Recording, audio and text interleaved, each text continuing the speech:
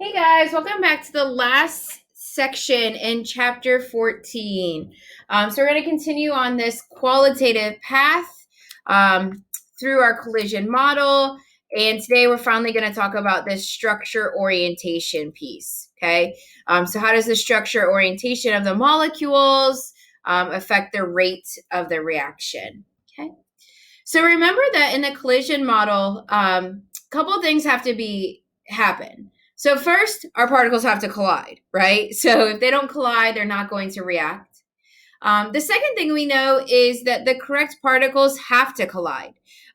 So here, if we're trying to form this new particle of a green and a green particle together, if this green particle instead of was coming from the left like we see here, this green particle was instead maybe coming from the top down, there would be no reaction that takes place. So even if a green and a red run into each other, we're not going to get a chemical reaction to take place.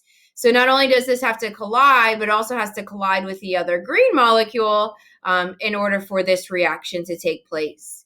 So structure orientation is going to teach us how we can manipulate these particles so that we can encourage this green to green interaction and maybe block some of the green to red interaction. Okay. So the molecule that does that for us is something called a catalyst. So catalysts are chemicals that are not consumed in the reaction, but they do affect the rate of the reaction. So it's something that's just kind of there. It just kind of exists in the beaker with everybody else. And every once in a while, it grabs onto the catalyst, it uses it, and then it lets go of the catalyst. Somebody else comes along, grabs onto the catalyst, uses it, then it lets go of the catalyst.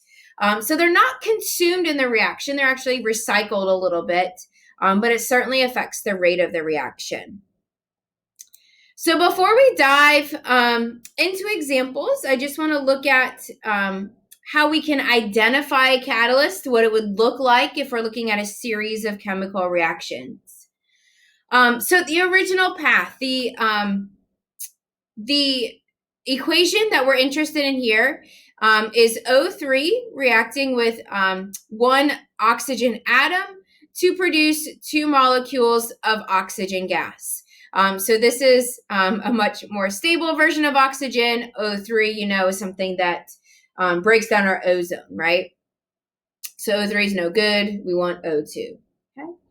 So if we were to just let this path go as it is, this is actually a terribly slow reaction. This doesn't go very quickly. But if we provide an alternate mechanism or an alternate path or an alternate way for this to happen, we may be able to get it to happen a little bit faster. So here's our catalyzed path. So this O3 molecule may find a chlorine molecule that's just hanging out in the atmosphere, right? So this O3 would grab onto this chlorine atom. Oh, let me put the arrows in here. This O3 would grab onto this chlorine atom. The chlorine and an oxygen would form a bond, and O2 would be released. So we see quickly that one molecule of O2 is already given off. Then this catalyst and this oxygen then come into contact with that other atom of oxygen. And at this point, the chlorine says, you know what, you two go on your merry way. I'll return to the atmosphere. And we see the second molecule of O2 being given off. So we see the chlorine at the beginning of the reaction as a reactant. And then we see the chlorine recycled down here as a product. So recycled or regenerated, whichever way you want to put that. Okay. So chlorine, in this case, is the catalyst. It's used to assist in breaking down this O3. If we were to look, and we are in just a second, if we were to look at the original path versus the catalyzed path, we would see that this catalyzed path is a much easier path to take. This original path is a much slower, harder path to take. Okay, so that's what a catalyst does. So here are the two pathways for this reaction. The blue pathway is the original reaction, so uncatalyzed with no chlorine present. And what we see is high energy reactants, this really high activation energy, so that transition state up here. And then we see our slide down to our really stable products, low energy products. The red path here is the catalyzed pathway. So two things jump off the screen at me. First, the activation energy is much, much lower.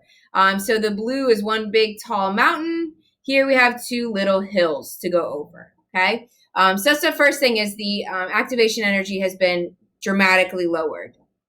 The second thing I see here are the two hills, right? So the catalyzed pathway is an alternate pathway. So it goes through two different transition states before we get to our products. So if you're looking at a graph that looks like this, you see two little bumps. That's going to be the catalyzed pathway. One big mountain, that's the uncatalyzed path, okay? So big take home here is that catalysts lower the activation energy. What's an example of a catalyst? So a couple real life examples that we can take a look at. So catalytic converters, they act as catalysts. So in catalytic converters, it's a piece of metal that speeds up the conversion of NO to just nitrogen and oxygen. So NO pollutant, nitrogen and oxygen not as pollutant, okay? So what catalytic converters do is they grab on to these NO molecules, and they hold the molecules in a specific format, so in this little square here, so that the oxygens are lined up and the nitrogens are lined up.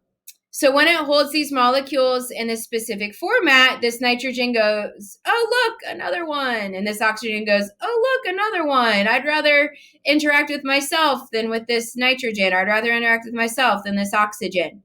So it holds it in this square. We see the change in bond happen, and now we've got nitrogen and oxygen coming out the exhaust. Okay. So catalytic converters are just a piece of metal that holds this pollutant in place so that it can convert into something that's less of a pollutant. The other place that you'll talk about catalysts is in enzymes. So enzymes are something that grab on to a molecule. They hold it into a specific place so that magical chemistry can happen. So this is our substrate here. This is a molecule that our body wants to break down, wants to break it down into something a little bit simpler, a little bit easier to use. Now, that molecule will eventually break down in the body. But if we can have an enzyme somewhere in that cell that grabs onto that substrate and then maybe bends it a little bit, or grabs onto that substrate and brings something else in to react with it, then we can get this substrate to break down into the products a lot faster. So this enzyme just grabs onto the substrate, promotes chemical reaction, and we get our products in a much more efficient way. Again, catalyzed path, in this case it's the blue one, lower activation energy. So this is uncatalyzed and this is catalyzed. Okay. An example of this is the sucrase enzyme. So the sucrase enzyme will reach out and grab onto sucrose. And then inside of this sucrase enzyme, once the sucrose is in there, it bends a little bit or it morphs a little bit, which is just enough strain on this bond right here. When that bond is strained and then ultimately broken, then it will release glucose and fructose. And our body knows exactly what to do with glucose, sends it to blood, and knows what to do with fructose and breaks it down for energy, breaks both of them down for energy. So that's an example of an enzyme. Sucrase is the enzyme. It catalyzes the breakdown of sucrose. And here's just a picture of it instead of two-dimensional shapes. Here's the three-dimensional picture of it. So this is our sucrose molecule. So our glucose, our fructose.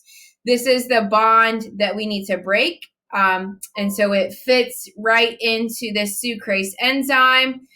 This sucrase enzyme actually opens up a little bit. So this pulls to the right, this pulls to the left, breaks that bond, and then releases the glucose and fructose. Okay. So that is a catalyst. Catalyst lowers activation energy, gives it an alternate path, ultimately promoting a faster reaction. So increases the rate of the reaction. And then catalysts are regenerated or recycled in a chemical reaction, so they are not consumed in that reaction.